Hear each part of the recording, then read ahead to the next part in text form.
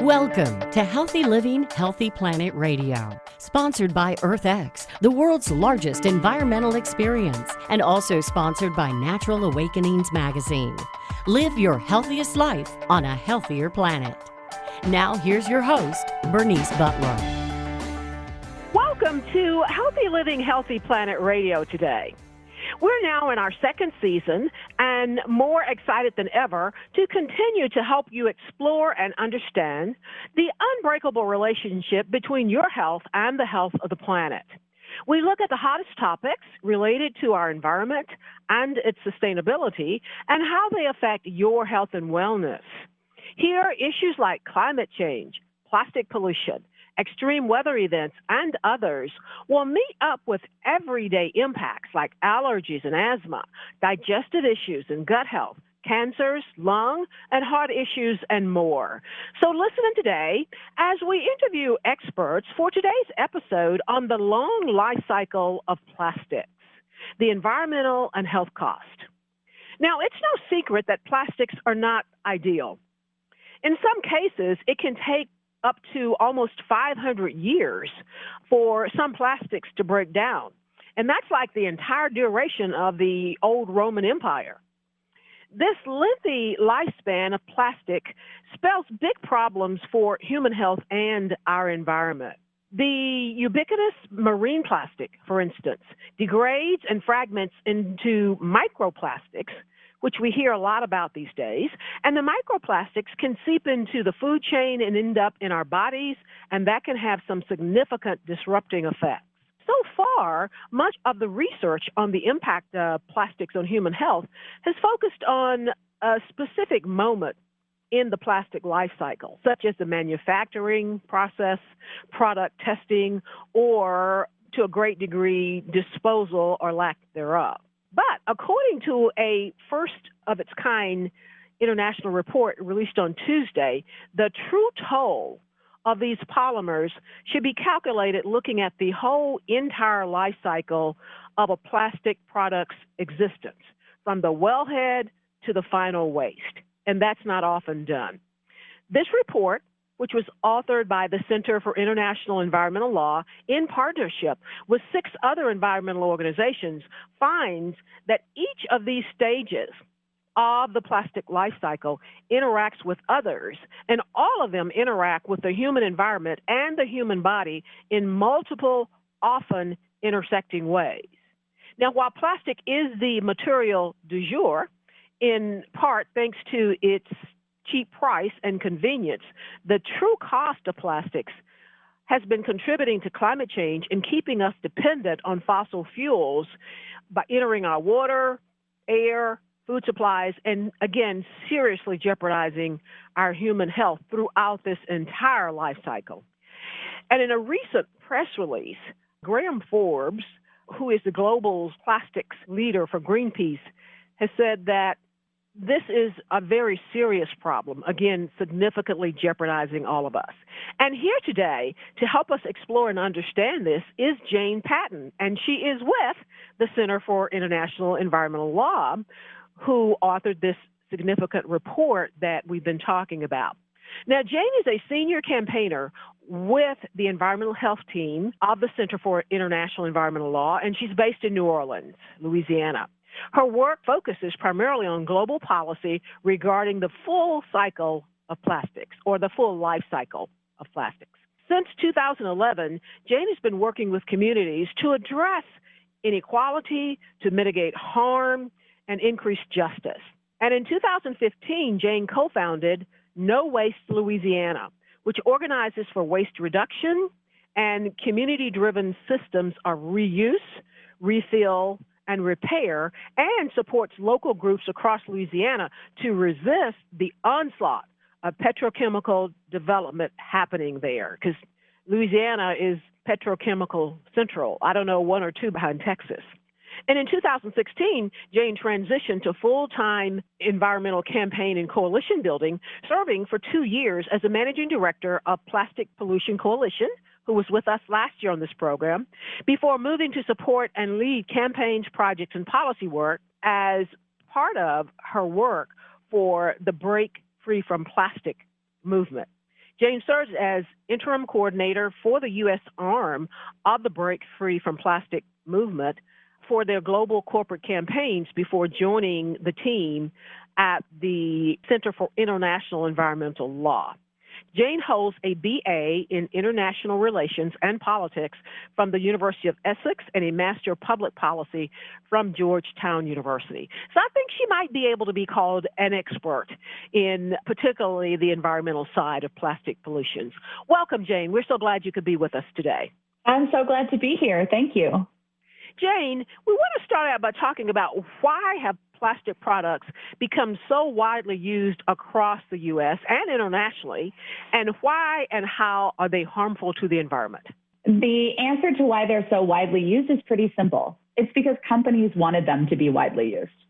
Plastics originally became of interest to the oil and gas industry during the World War II era, when they were experimenting to maximize profit from every stage of the oil refining process. Because refining oil produces a waste product. Basically, everything that gets filtered out of the crude oil that can't be burned as petroleum or gas. And plastics are made out of that leftover byproduct. So at the pace that the country at that time was burning through oil and gas, and the pace at which we continue to burn through oil and gas, those corporations realized they could actually make a lot of money if they created a market for this new wonder product called plastic.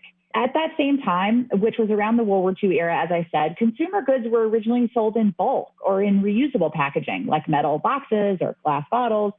So the increase in single-use packaging came about when companies like Coca-Cola and Nestle were actually marketed this lightweight, much cheaper packaging product, which would then allow them to transfer responsibility for those containers onto their customers.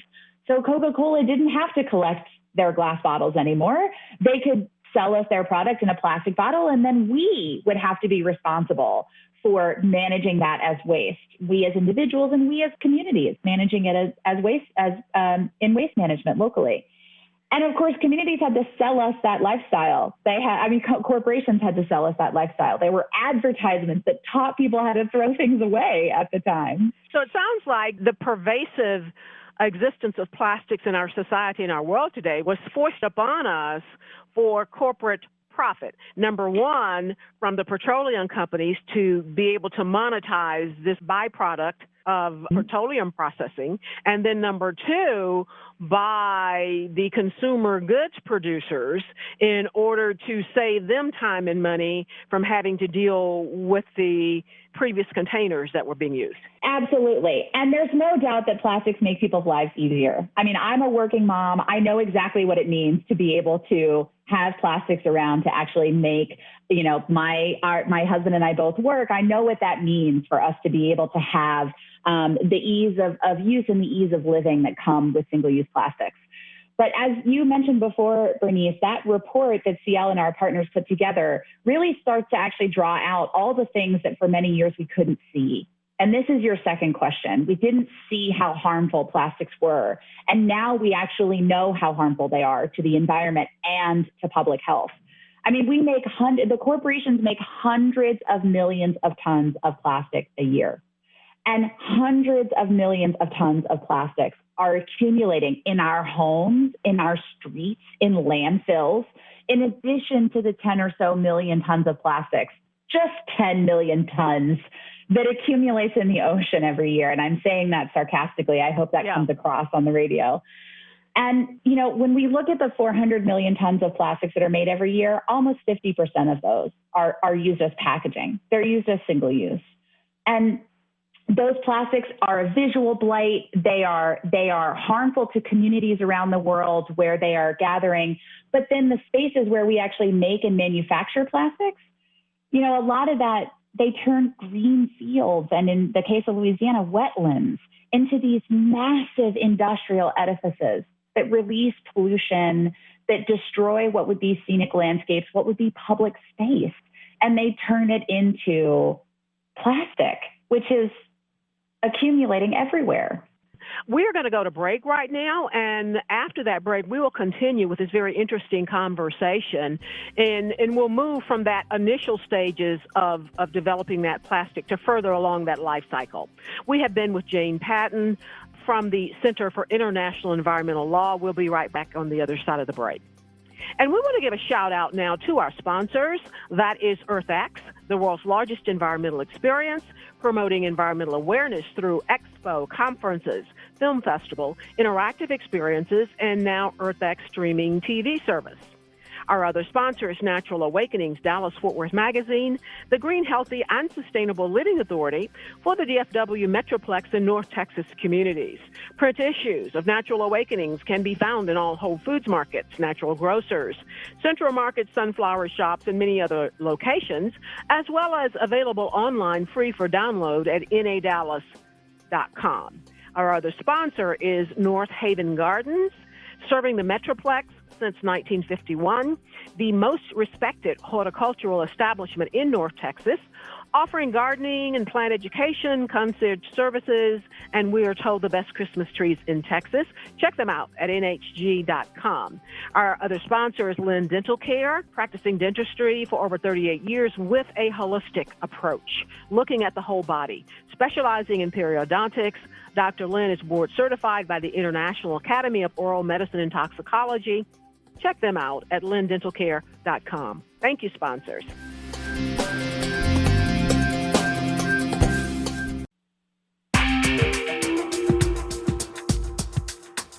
Welcome back to Healthy Living, Healthy Planet Radio, to our show today on the long life cycle of plastics, the environmental and health cost. And we're back with Jane Patton with the Center for International Environmental Law, and they just produced a very interesting and widely read report on the impacts of the life cycle of plastics on our world and its significance. Now, Jane, you were explaining to us this life cycle of plastics kind of at the beginning of it, at the manufacturing process, and how it just oozes pollutants and dangers all along that way. And so I want to now move a little bit from that first part, perhaps to the next part, and then ask you, what are the most pervasive kinds and uses of plastics in terms of the amounts and in terms of the environmental impact? Well, corporations produce just over 400 million tons of plastic a year globally, 400 million tons. And about 50% of that is used as packaging. But plastics also they're everywhere. They go into our cars, they go into our furniture, they go into, how we purchase and source our food and water. Plastics are pervasive throughout our lives. And in terms of environmental impact, it's difficult to separate off different kinds of plastics in terms of their environmental impact. It's a whole suite of impacts that the entire process has. Sometimes you hear people talk about polyethylene or polypropylene. These are the most common types of plastics.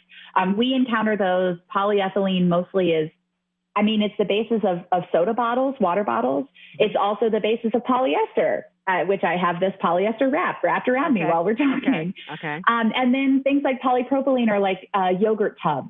These are the consumer plastics that we're used to seeing in the grocery store. But they're also the kinds of plastics that are tables and computers and cars and other durable goods that are not just single use are also made out of plastics like that. I'm glad you put that as you did. They are all so pervasive. You really can't divide them out.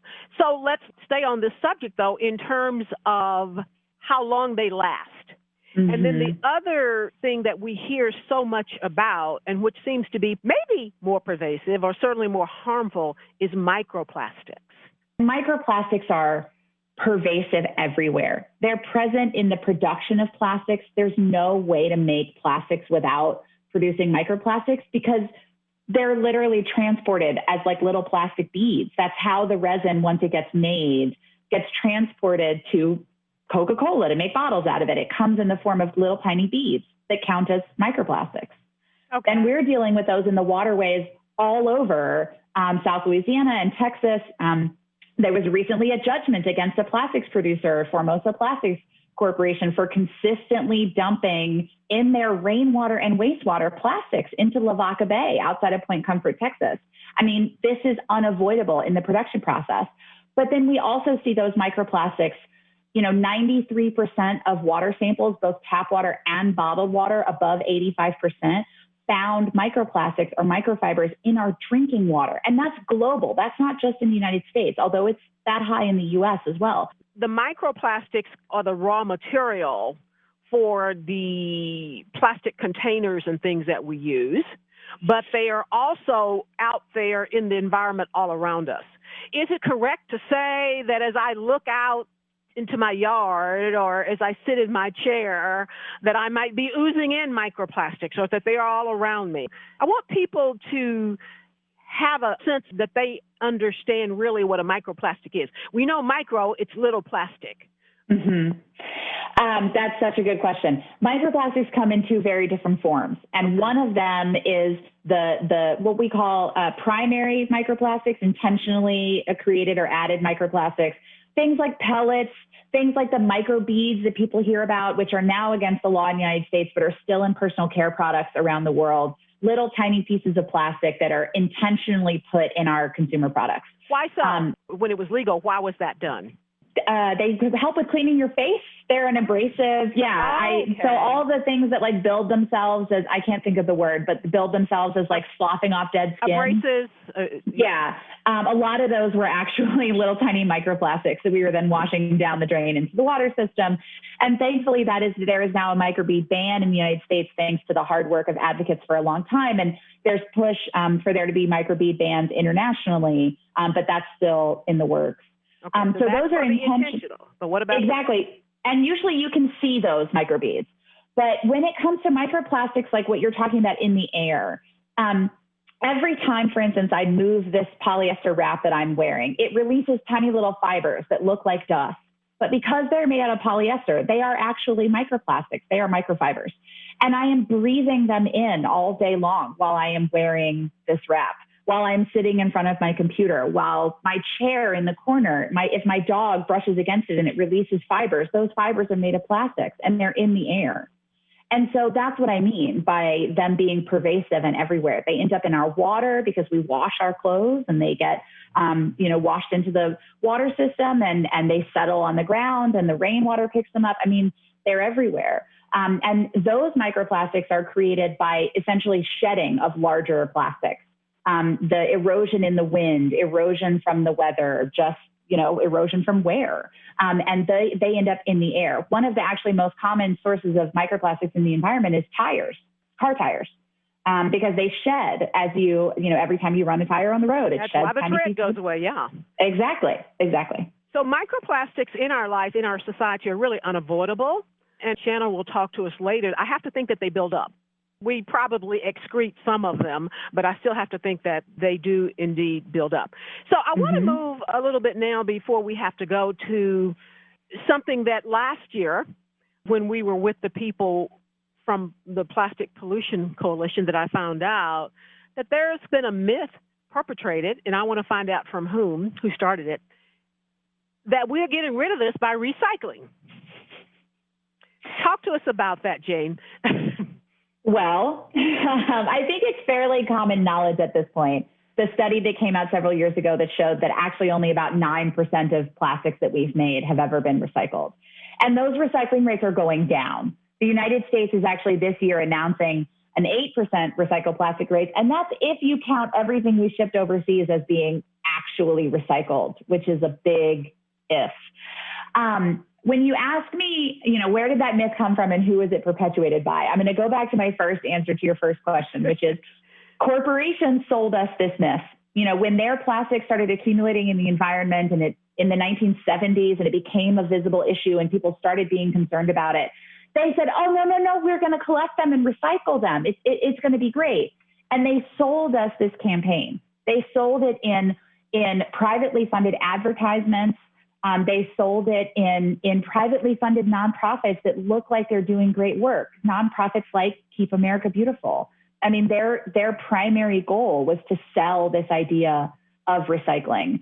And what we've seen now is the levels of plastic that we are making, the amounts of plastic we're making every year, are nowhere near the amount of recycling and waste management technology we would need to take care of them all.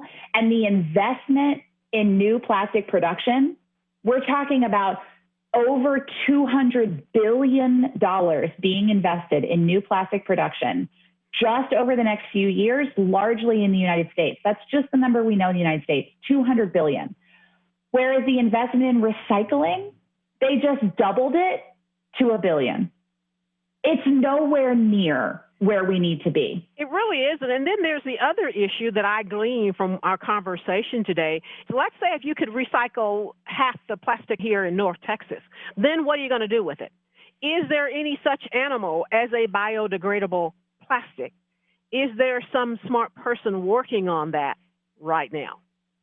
I'm sure there are lots of very smart, very well industry paid people working on that question right now. But there is not a clear definition of what biodegradability is. There is definitely right now not any plastics that I would consider biodegradable.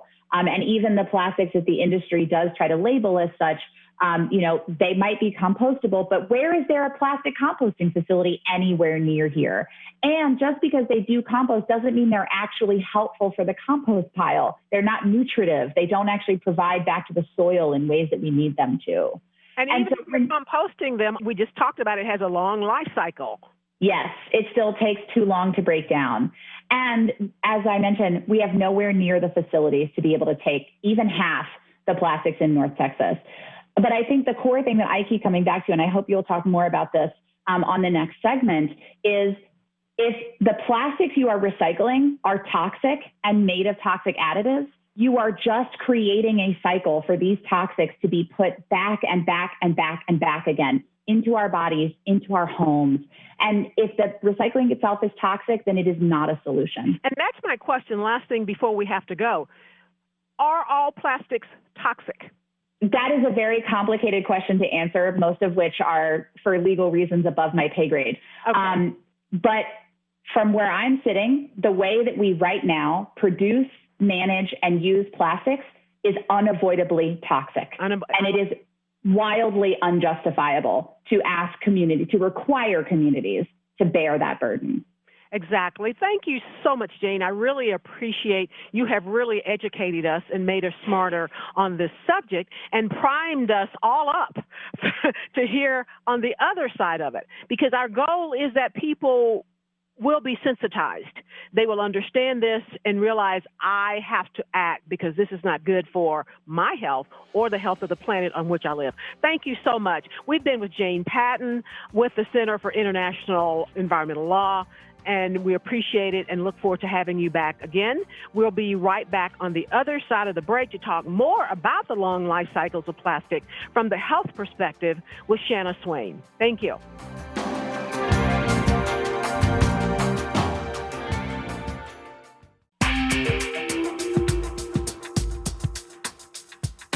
Welcome back to Healthy Living, Healthy Planet Radio today. We're back with part 2 of our show on the long life cycle of plastics, the environmental and health cost. And we're now going to talk more about the health perspective. Indeed, plastic pollution may actually be an existential threat, and shifting plastics away from one area of exposure can end up exacerbating existing disparities. For instance, let's say you don't want plastics to end up in the ocean, so you decide to dispose of them by burning them. Those fumes create new types of harmful chemical exposures, such as toxic air emissions, ash, or even wastewater. To be sure, some folks will have fewer microplastics, which we just talked about earlier in our show. Some will have fewer microplastics in their seafood, but now the people living near incinerators, when you're burning plastics to get rid of them, and of course that's going to be primarily low-income communities and communities of color, then they will bear the brunt of that noxious witch's brew and odor from the burning. So the picture can get pretty grim. Humans are exposed to a wide variety of toxic chemicals and microplastics along the plastic life cycle through inhalation, through ingestion, and direct contact via skin. And according to the report that was done by CIEL, health problems associated with plastics include numerous forms of cancers, neurological, reproductive, and developmental toxicity, as well as diabetes, several organ malfunctions, and impact on eyes and skin. And of particular note, and often underreported and underrealized, is the effects of plastic pollution on our reproductive health. And here today to help us unpack some of this, and probably just a tip of it because it's so much, is Shanna Swan, PhD. Shanna is an award-winning scientist based at the Icahn School of Medicine at Mount Sinai Department of Environmental Medicine and Public Health in New York City. And she is one of the leading environmental and reproductive epidemiologists in the world.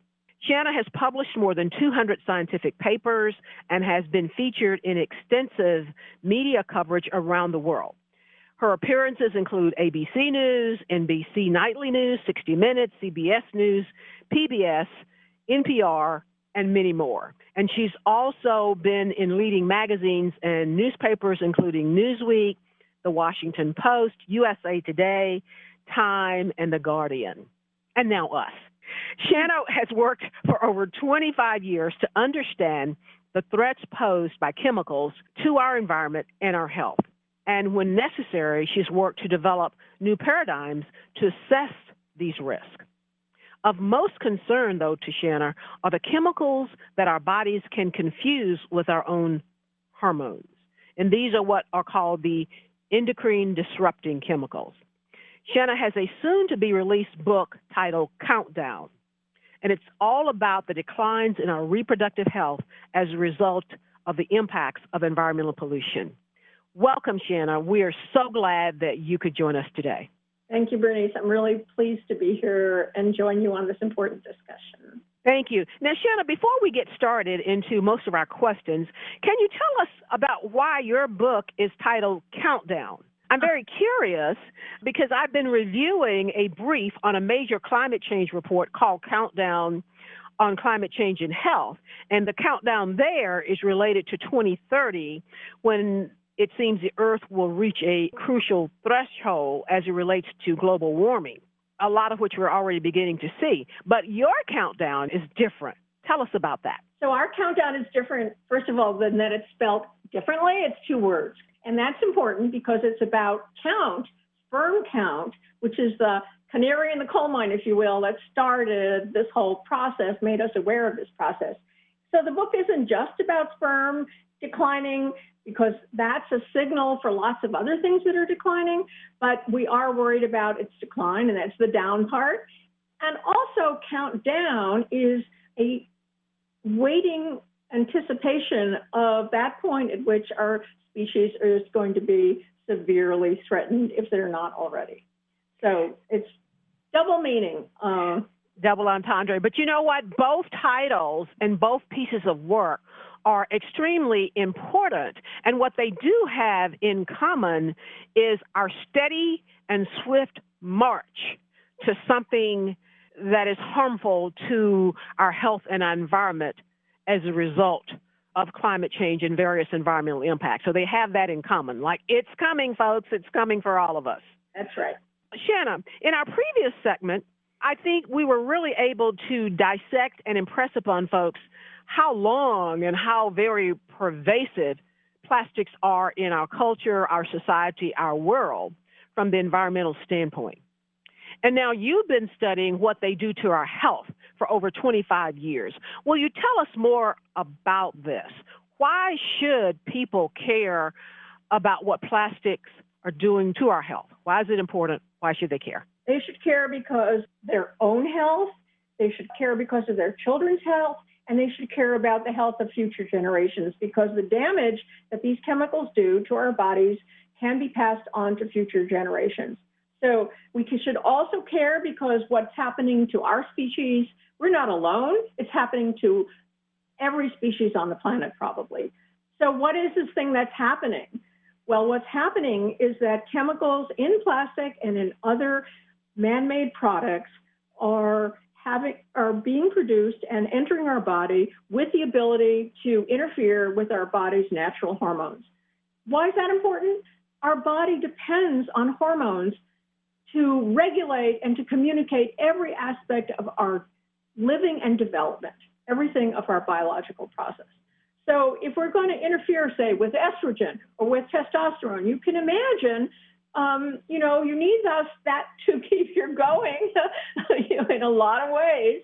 And if you're going to interfere with that so that we have maybe less testosterone, which we've seen in the world, testosterone is going down, we might have lower sperm count, which we've seen in the world, and that may interfere with, say, a woman's ability to conceive, which is also becoming more difficult. She may be having more miscarriages, which we're also seeing. And all of these things are marching to the same tune. They are occurring at the rate of about 1% per year. And this has been going on since the introduction of plastics into our environment. Now, that's just correlation. That's not causation. So we've gone way beyond that. And that's what my studies over the past 25 years have done. Indeed, it does sound existential. Yeah. Sounds like the scenario of the Handmaid's Tale is not really so far-fetched. And one more question on that, Shanna, is that I guess I am concerned or surprised that we don't often hear more about the hormonal impacts. Because this is big. Like you said, hormones affect everything.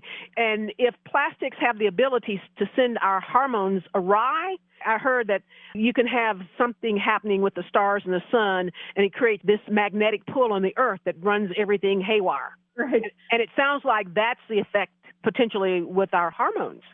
Yes, and I just want to point out that there's no time more sensitive for hormonal development than in the womb. So if you think about those little minuscule cells developing rapidly, using hormones to guide that development, we are in trouble when we're interfering with that hormonal process, and that's what's happening. What is the evidence or statistics that we're seeing of that it's harming the womb? Two things, that it's harming in vitro, and it's dealing with, I don't know if the word is sexual development. Okay. Yeah. Or lack thereof. Okay. So in our studies, we've shown that chemicals in plastic have the ability to interfere with particularly male development, sexual development. Mm-hmm. And that, is maybe not bad for one individual. It's not extreme. But when you put the whole population together, you see everything being a little worse. You see the genitals being a little different. You see men having lower sperm count. You see fertility rates going down. It adds up to a very big picture, even though the impact on one person may not be that great. So fertility rates are declining everywhere in the world. And in some countries, they're very dangerously low. That we need about 2.1 children per couple to replace ourselves. And now the rate is in some countries as low as 1.2. In the United States, is about 1.7. This means that we will not be sustaining the population over the long haul. Interesting. We're going to go to break now, Shanna, and we'll be right back on the other side. We're with Dr. Shanna Swan, and we'll be right back on the other side of the break to talk much more about this very interesting aspects of plastic pollution. And we want to give a shout out now to our sponsors. That is EarthX, the world's largest environmental experience, promoting environmental awareness through expo, conferences, film festival, interactive experiences, and now EarthX streaming TV. Our other sponsors, Natural Awakenings, Dallas-Fort Worth Magazine, the Green, Healthy, and Sustainable Living Authority for the DFW Metroplex and North Texas communities. Print issues of Natural Awakenings can be found in all Whole Foods markets, natural grocers, Central Market, sunflower shops, and many, many other locations, as well as available online free for download at nadallas.com. Our other sponsor is North Haven Gardens, serving the Metroplex since 1951, the most respected horticultural establishment in North Texas, offering gardening and plant education, concierge services, classes, and more. And we're told the best Christmas trees in Texas. Check them out at nhg.com. Our other sponsor is Lynn Dental Care, practicing dentistry for over 38 years with a holistic approach looking at the whole body. Specializing in periodontics, Dr. Lynn is board certified by the International Academy of Oral Medicine and Toxicology. Check them out at lindentalcare.com. Thank you, sponsors.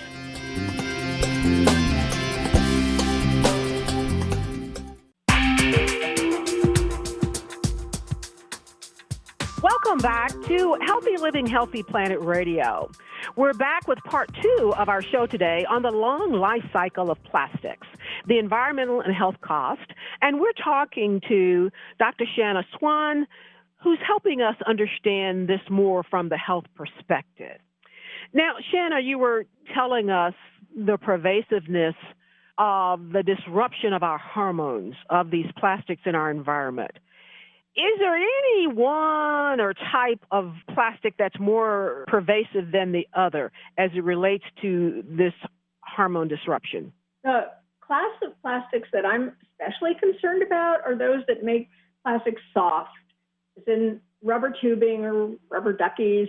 Those are called the phthalates. It's a big mouthful, but they've been around for a long time, and there are lots of them, and there are lots of them in our bodies right now, and they have the ability to interfere with the body's hormones.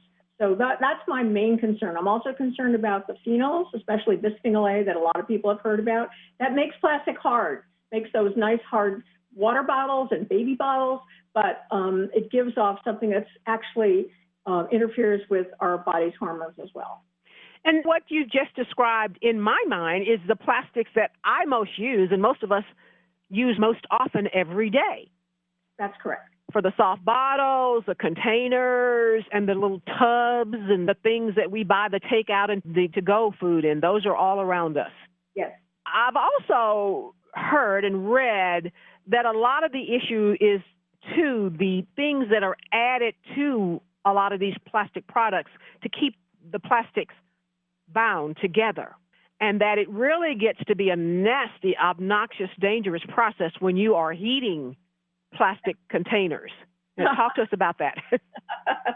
Yeah, we're not obviously going to chew on the containers, but it turns out that these chemicals are not tightly bound to the polymer. They're introduced because they have nice properties, and they make it soft or hard. But then when the food is in the container, these chemicals, particularly if the food is warm, by the way, then these chemicals will leave the matrix of the plastic and enter into the food, and that food will get into us and, of course, into our bodies. So they don't stay in the containers too long. They're, coming into us every time we pour that spaghetti sauce or that bottle of milk or whatever, we're getting that plastic. Can we say that anytime we heat food or even put warm food into any plastic container, then for sure, or we're at risk, that plastic and the chemicals therein, toxins and otherwise, are going to leach into whatever we're eating or drinking from that plastic container? That's absolutely right, Bernice. That's correct. And you can see that by doing an experiment where you take people and don't let them do that. Don't let them eat food in plastic for a while. And then you measure their plastics in the urine, and you see it's all gone. So there's really good proof of that. No doubt about it. And a lot of us did not realize that you can see and measure the plastic in the urine. And I don't imagine that's a normal thing that is tested when you go to the doctor for your physical. You have to go look for that or something of that nature. That's correct. It's unfortunately still a little expensive. And there are kits, being developed and tests being developed that people can use, but they're not on the market yet. But I'm hoping they'll be there so that we'll be able to say, we don't know the exact number, but we know it's too much. Shanna, let's talk a little bit more, though, about some plastic additives, some terms that we hear a lot about. I read about them, I see them thrown around, and that is PFOS. As I mentioned to you earlier, I've been searching for new pots and pans, and being, quote, plastic aware, as I am now, I've been very careful to read what they're made of and coatings and things like that. And what I've noticed on a number, probably 3 or 4 sets that I've looked at, is no PFOS or something like that. Talk to us about that. Why are they trying to tell me that? So PFOS and PFOA are chemicals that are very concerning. Unlike the phthalates and the bisphenol A, these are forever chemicals. They stay in our body for years and years and years. The other ones, by the way, leave quickly in a couple of hours. So we're in some ways more concerned about these forever chemicals that are going to stick around. And they're used to coat things. They're used to make things, Teflon coats our pans, Scotch Guard coats our clothing, and they keep off water. They're very useful, but in fact, they do emit chemicals, these chemicals that get into our body and interfere with a number of things, including, you mentioned, I think, our thyroid system and our immune function, which means that it's going to interfere with how we react to vaccinations, for example. And studies have been done showing that the vaccines are less effective when people are exposed to these chemicals. What would you say are the greatest health costs, bodily and monetarily, to humans as a result of the toxins and chemicals associated with plastics and plastic pollution? I would say there's two places I'd look. One is our reproductive development, which we've talked a lot about. The other is the brain. We're interfering with normal brain development. We've shown that, for example, children that are exposed to plastics in the womb have later language development. That's going to cost them in terms of their schooling and their development. There's lots of problems with behavior associated with these chemicals. So there's a lot of behavioral problems. We have to remember that the brain, like every system in the body, depends on hormones. So it needs the right amount of testosterone and estrogen at the right time if it's going to develop fully and into a healthy brain. And when we interfere with that, we're going to interfere with our children's ability to maximize their potential in many ways. We only have a little while to go, Shanna, so I want to ask you a couple of things. Again, back to the hormones. I think we've clearly established it just sends the hormones out of whack. Are there any emerging issues that are being studied or that we're just now seeing in terms of the negative and destructive effects of plastic pollution on hormones? Well, in last segment, I know that Jane talked about microplastics. And this area of microplastics is a very new and important area for human health. We do not know the human health effects of exposure to microplastics. And they are so prevalent in, as Jane talked about, in our water, in our air, in our daily lives, every aspect of our life, that if they are impacting our health, it's going to be very, very significant. Because they're building up. Yeah. And I have to think that they are going to impact the reproductive health that you talk about. I believe so. And we can measure them in people's bodies and have done, and as well as in animals, of course, non-human animals. And I can't believe that they're not having a significant impact, but we haven't done those studies yet. Amazing. Shanna, you write in your book about regulating plastics and their associated chemicals. Do you have a vision for how that future might look, how we would do that? What can we do? I have a wish that we would make a manufacturer, require that a manufacturer proves his chemical to be safe before we introduce it into our products, into our homes, and into our bodies. This, to me, is absolutely critical, and it's actually required in Europe. There is a program in Europe called the REACH program that requires that a chemical be proved safe. And we have to stop doing what we call whack-a-mole or regrettable substitution, where we take out bisphenol A, maybe because people don't want that product, and put in bisphenol F or bisphenol S, which is also harmful. And people are tricked by this. They think, okay, BPA-free, great, but it doesn't mean that it's safe. So I think, we have to have better regulation of the safety of our chemicals, and we have to have the chemists producing the chemicals that we need to make these products safer. Why is, in your opinion, in your experience, Europe so much further ahead than we are in terms of something like this? Oh, in your opinion, you've been in the field, you studied it a lot, and so your opinion is important to us. I believe that they take the public health more seriously. I think that they're willing to do battle with industry that we have shied away from. And I think as a result, they have many fewer products are permitted in Europe, say in cosmetics, right, than in the United States. And there's many products that we can't put in Europe that we manufacture here. They just have tougher regulations. That's their society. That's what they believe in. And I've heard that on a number of different levels of environmental issues that we cover here on the program. Thank you so much, Shanna. We really appreciate you helping us to unpack this. You have definitely made us smarter. And we have been with Dr. Shanna Swan from the Icahn School of Medicine at Mount Sinai Department of Environmental Medicine and Public Health in New York City. Thank you so much. We appreciate it. Thank you. And thank you, listeners, for listening in today to Healthy Living, Healthy Planet Radio. The conversation starts here, but our goal is for it to continue in your home, in your social circles, your workplaces, at the water cooler, and in the grocery checkout line, so that we can all work together to realize that healthy living is simply not possible without a healthy planet.